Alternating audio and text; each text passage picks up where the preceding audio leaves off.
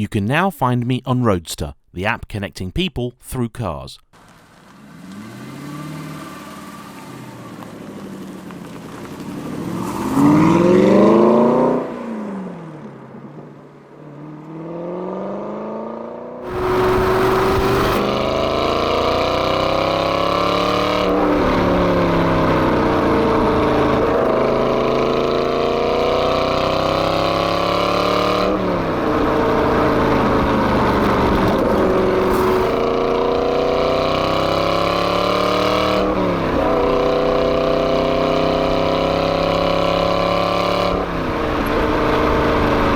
Hello everybody, today I am driving an Aston Martin V8 Vantage S, a car that should be one of the finest Aston have ever produced, yet when I last drove one over 5 years ago, I in fact found it to be one of their most disappointing.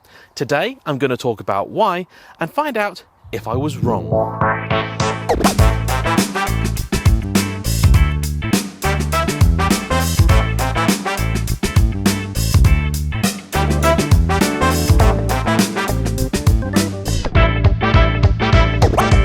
This car has been very kindly brought to me by its owner Richard from the YouTube channel Challenge the Road. You may have seen my video recently on his 4.3 litre Vantage, which he has modified in a way and turned into his vision of what the Vantage S could have been.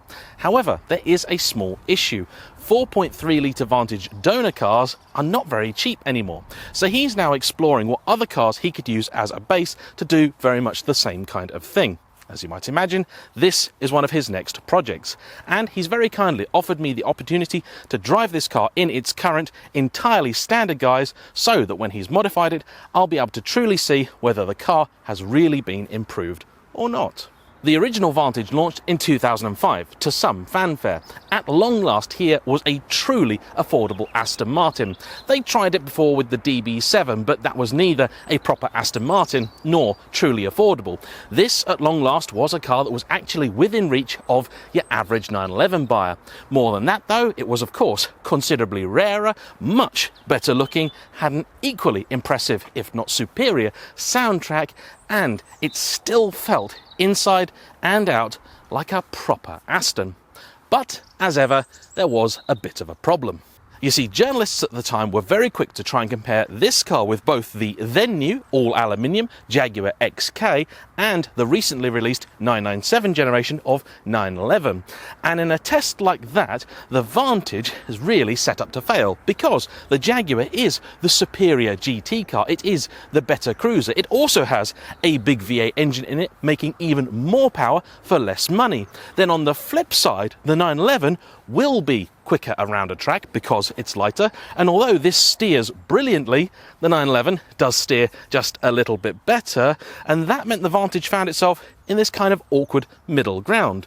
The truth is, though, that this is still a magnificent car, far rarer than the 911, far better driving than the Jaguar, and who'd have believed it then, but it turns out these were also far more reliable than the Porsche as well. I think it's fair to say that the one piece of the early cars which was universally criticised was the engine.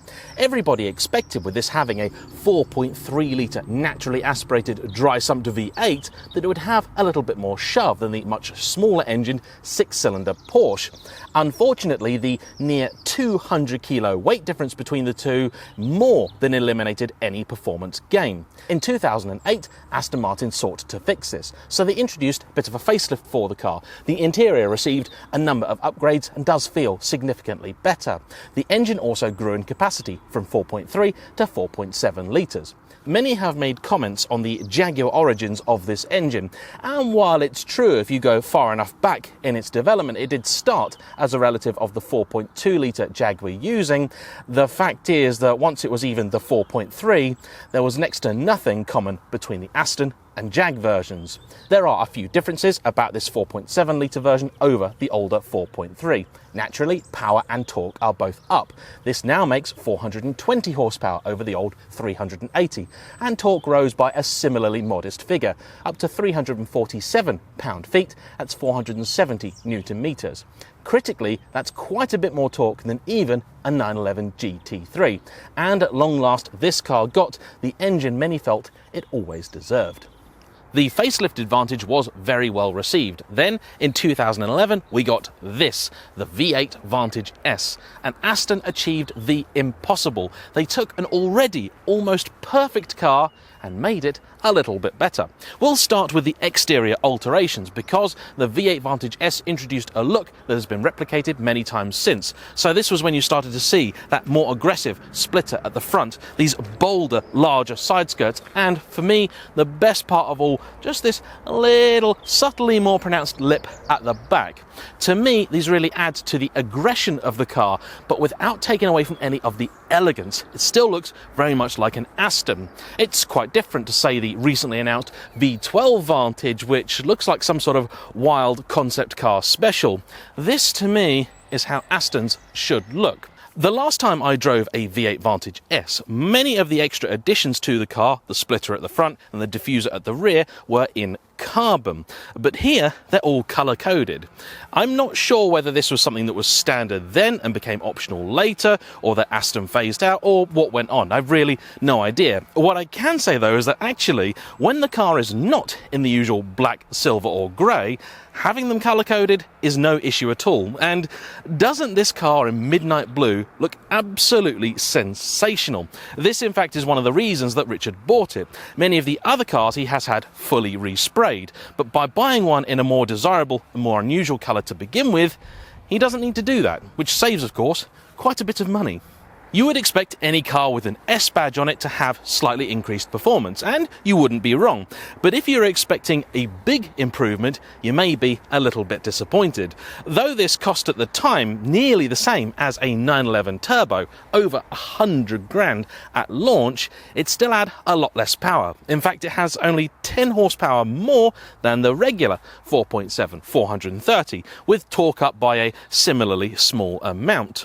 The big thing that Aston wanted to talk about with this car though wasn't the engine, it was the gearbox. You see, unlike the DB9 and later the DBS, if you wanted an automatic gearbox in a Vantage, you didn't get a traditional torque converter. You instead got a robotized manual single clutch affair, much like the Ferrari and Maserati gearboxes of the time.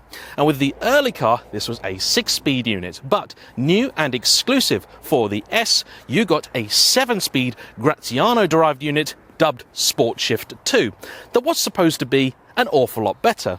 However, I drove it and found it to be a very, very unpleasant gearbox. At low speeds, it's jerky, in auto mode, it's indecisive. Then when you do finally decide to wring its neck, it's still not that quick either.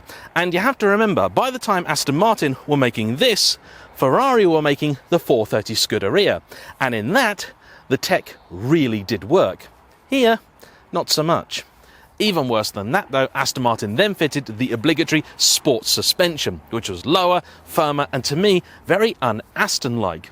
In spite of not falling for the car all that much at the time, nothing seems to have quelled my lusting to own one. And the S in particular, because of various different things, perhaps the looks more than anything else, is still a car I desperately want to own.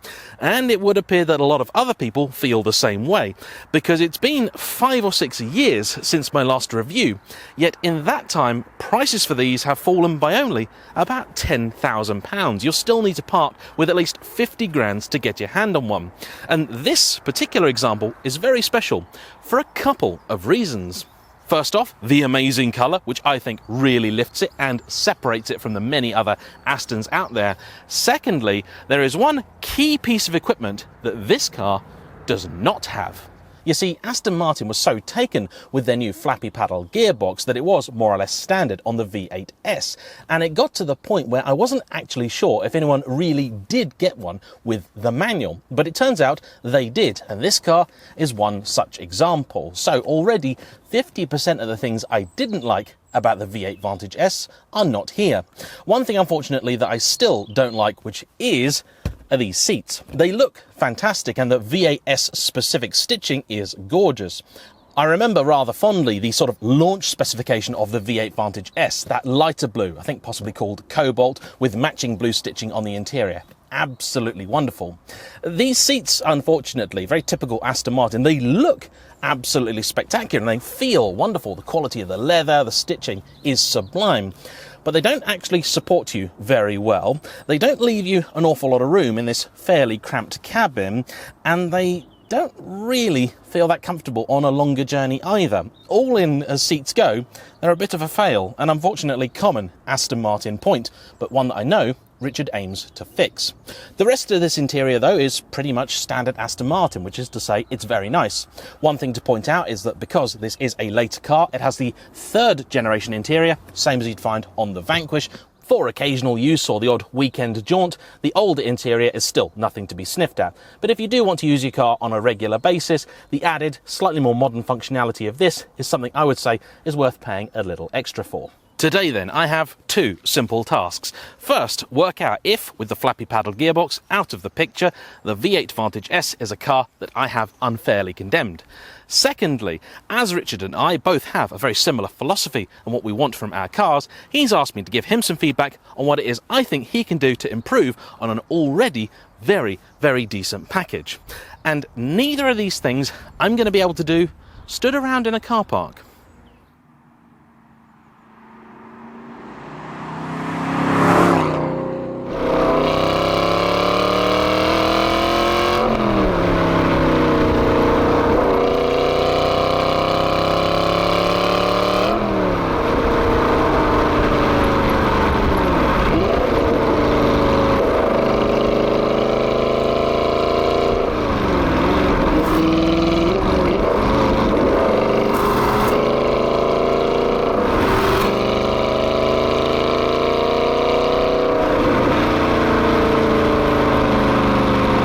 Last time I drove a V8 Vantage S, it was one that belonged to a lovely chap called Tony from Whole Tone Media. Hi Tony, if you're watching. And I was doing a more or less direct comparison with my then fairly new Lotus Evora 400. Now, many years and hundreds of cars later, hopping back into this is a very enlightening and interesting experience. This raises 2 interesting points for me when it comes to comparing cars.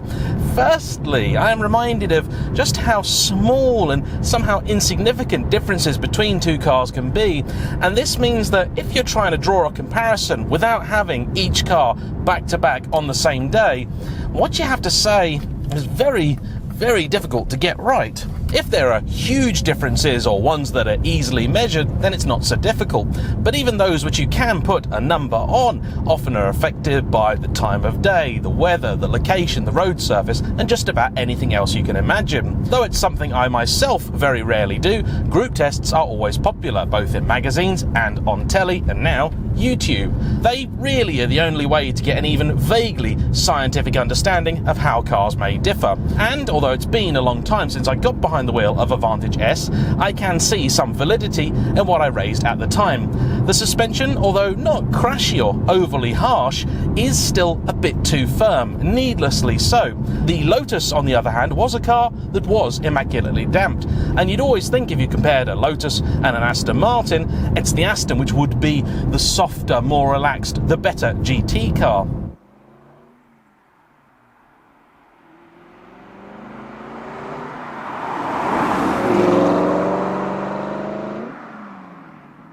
However, by driving a car in isolation, like I am today, it gives you a better appreciation of the things that really do or don't matter. Because you're not constantly comparing one thing with another, you're able to perhaps more impartially talk about what really works and what doesn't. So let's do that. The ride I just mentioned, it is overall a little bit too fidgety for my liking. The engine also is wondrous, makes one of the best noises you'll ever hear, even with the standard exhaust, and actually there's a lot to say for the standard exhaust. But if you were expecting this to be able to pull from next to nothing on account of it being a nice big V8, you'll be mistaken. I'm sure there's a few Americans currently falling off their chairs because I've called a 4.7 litre a big V8, but here in Europe it is. The fact is, you stab the throttle at 2000 RPM and and the car will move if you're doing 30. But if you were going faster than that, it hasn't got an awful lot behind it. If you want to make real progress with this car, then you need about 3 to 3,500 RPM behind it. And once you've got that, it really comes alive, picks up, and has, I think, more than ample pace. The vast majority of the experience here is pretty much the same as every other V8 Vantage of the era, which is to say the view out is rather limited, but still quite special. The materials are absolutely beautiful just as well, because unlike the Lotus, which has an impossibly low dash, so you don't really pay much attention to it, this has one impossibly high. You really do get that feeling of being reclined and sat down in a bathtub. It means that even though this is actually a fairly small car, it can be reasonably tricky to place. A 911 is a vastly easier car to simply hop into and drive.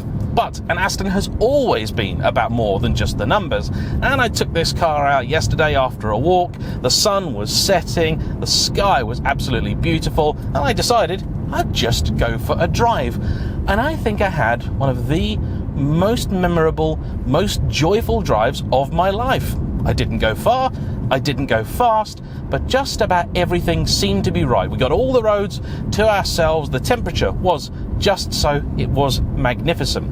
One of the few criticisms I had of the car really was it was the kind of day where you do want the windows down, but unfortunately here, if you do that, you get quite bad buffeting. I'm not sure if it improves with both windows down. I'll try that later on when the camera's not rolling, but that's a disappointment. One of the things I like about a lot of the Ferraris, the 550 and the 430 and 360 is the same, is that you can have the window down and you get nearly none whatsoever.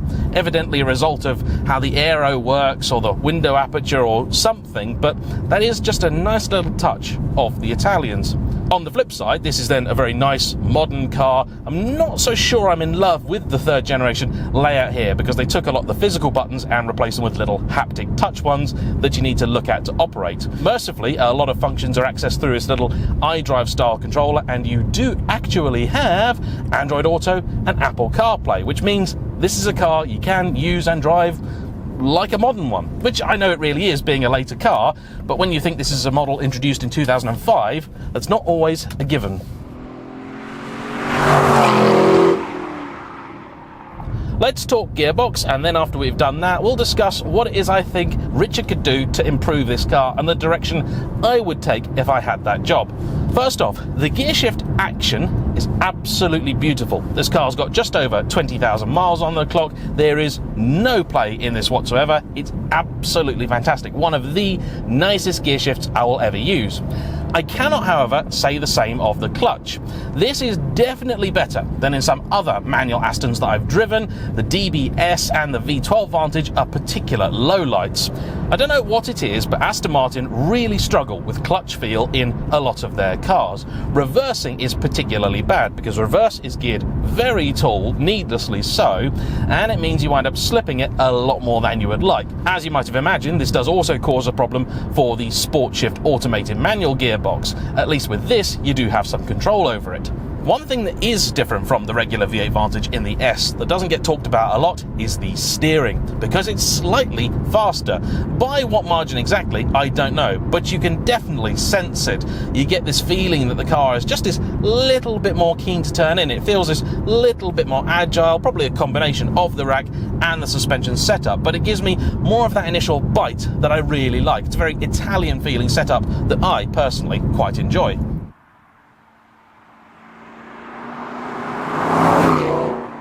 So then, what is it that I would do if I were tasked with trying to improve this car and follow very much the same formula that Richard set down with his CTR Vantage, the 4.3 litre that I drove recently?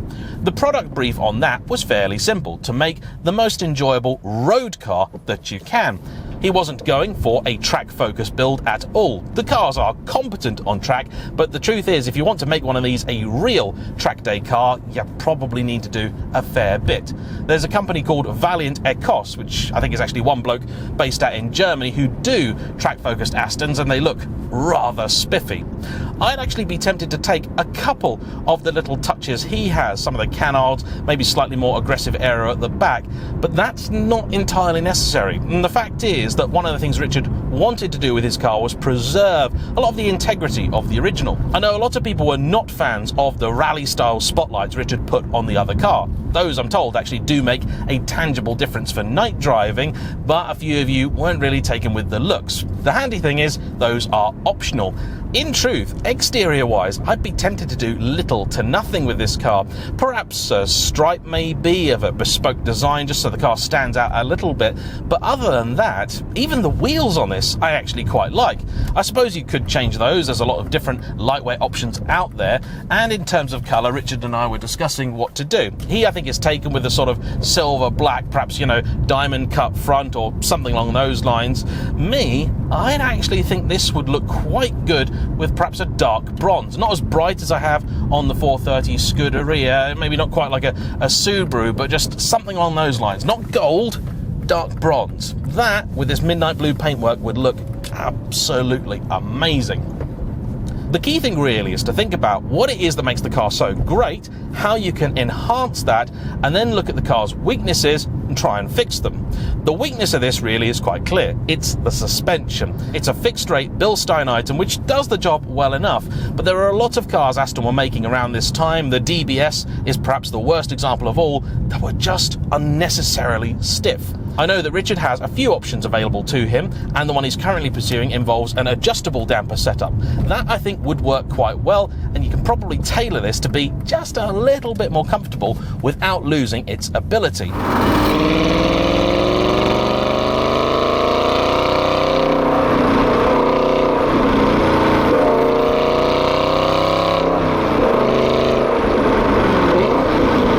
In terms of volume, I think this car is really nicely judged. If I were going to do anything with the exhaust, I'd be tempted to put some Bamford Rose manifolds on, because they should free up a little bit of useful power and torque. But in terms of the outright noise, I wouldn't want any more than it currently makes. That's my personal preference, and I know Richard already has a couple of different exhaust options available to him, including a lightweight non-valved setup and a more adjustable, slightly heavier valved setup. I'd actually want to go for a fixed setup that sounded pretty much like this with the valves open. One of the things Richard wants to do with this car is try and offer perhaps a little bit more value for money. I know that his previous car, around £60,000, a lot of people thought was quite expensive, but you have to remember, a good donor car now can be 30 to 35. Then when you factor in things like the full respray, all of the aero bits he puts on, the seats, all that kind of stuff, it really does add up. If you tallied what he'd spent, there's not really a profit in that car for him. He really is doing it for the love of it. One of the reasons I like the guy. The Cobra Nagaro buckets that he had in the previous one are the only seats I think I'd ever want in one of these. They work perfectly. They even suit the interior. They look absolutely spot on. You'd think they were the OE buckets, but they're not.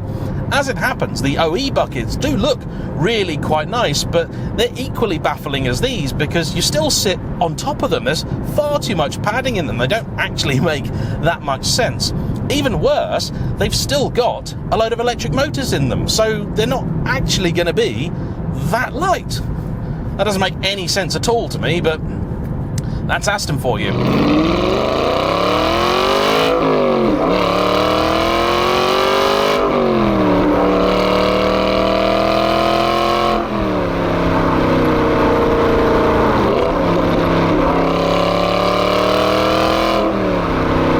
The worst thing about these seats really is the fact that if you're trying to, well, not even have fun, just change gear, very often I find myself striking the controls, which means that I go to move into fourth and all of a sudden I find myself leant back.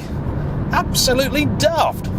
I think Richard should rip this panel out entirely, because with manual seats in here, it'll be doing nothing, and then use it to put a small little plaque down here. I think it'll lift the interior. I think if done right, it'll look really nice and classy. It'll be an obvious place to put something. You won't have ruined anything else by doing it. Actually, I also did prefer his pedal setup in the other car too. So he did change things around ever so slightly, and it was much easier to heel and tow. This is something I'm only really noticing now I'm jumping back into a normal, non-modified car. But what he did there definitely worked.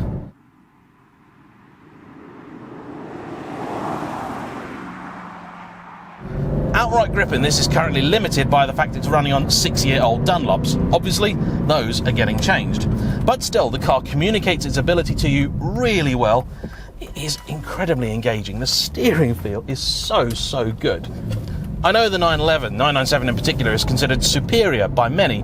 The fact is, I think Aston did as good a job with the steering in this as they possibly could. It's better than in many Ferraris that I've driven, nearly all of them, in fact.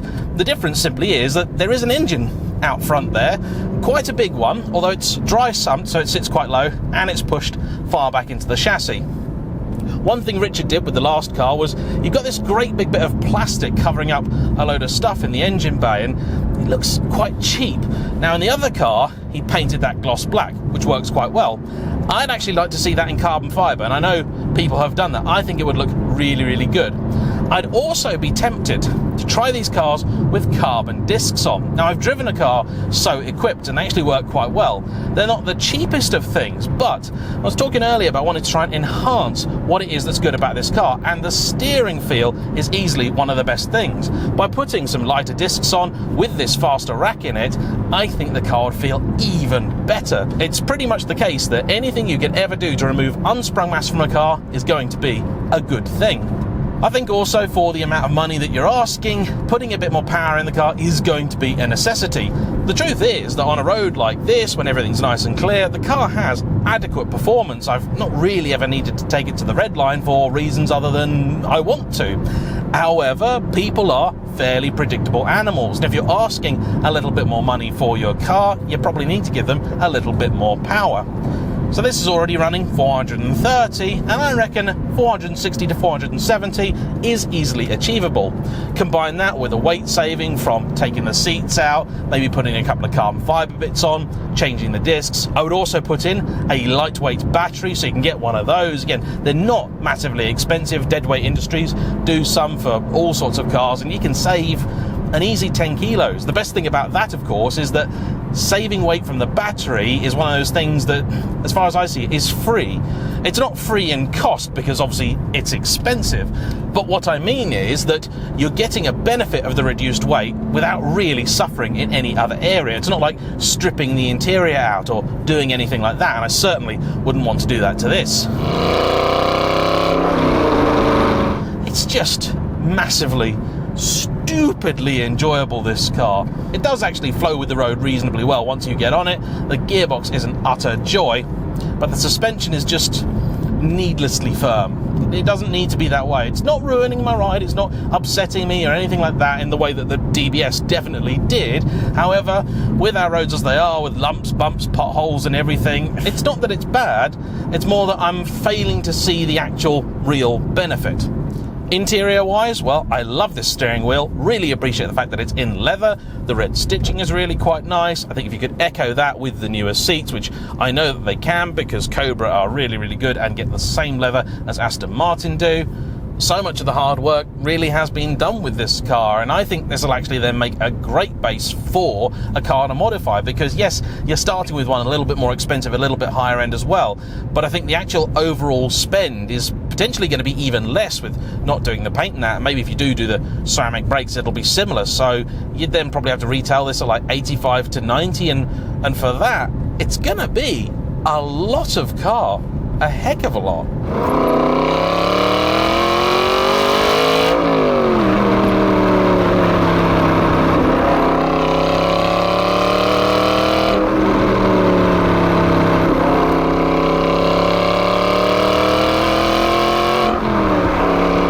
Grip level right about now is just below where you would want it. You can feel as you start to push on, the car does begin to very naturally rotate around you. That is those Dunlops. Change those out for something better, Pilot Sport 4S, something like that. That will fix all the problems. Putting bigger, wider rubber on, simply unnecessary. Just newer, fresher, better stuff, job done. This is already a really quite special car, and genuinely, I think the biggest challenge that Richard is going to have is not doing things. The temptation is always with stuff like this to try and take it as far as you possibly can. But here, all that's really needed is just a bit of sauce.